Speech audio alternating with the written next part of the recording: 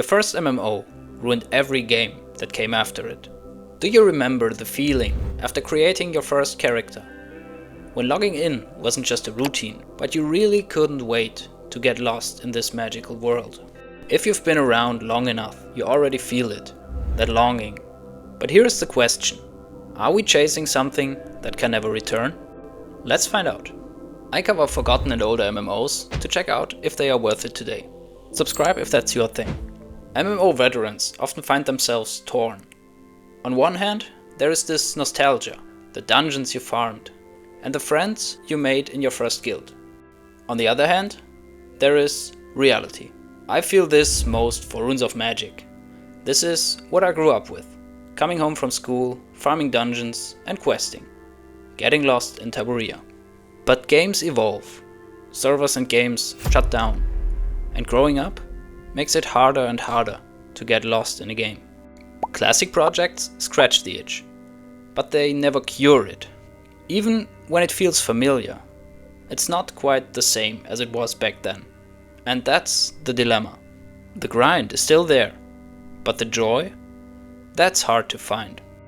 And here's the uncomfortable truth.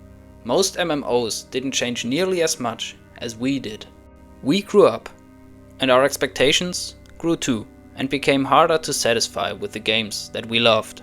But nevertheless, I still return to my first MMOs from time to time. Which MMO did you leave, but secretly still log into, just to chase that feeling? Another aspect beyond nostalgia might be the imperfection of the games that we love. MMO veterans don't just play for the loot. Some of us play for mastery, some for community, and others just to escape for a while. And when a game tries to recapture that feeling, it is never perfect.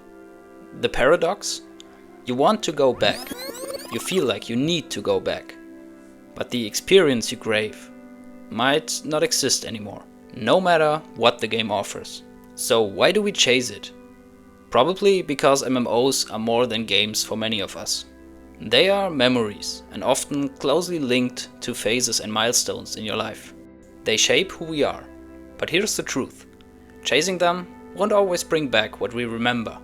And therefore, sometimes the best we can do is embrace the new, while still honoring the old. And for those willing to try, community projects and classic revivals can still deliver spotlights of that magic. Not a complete return to the past, but closer than we expect.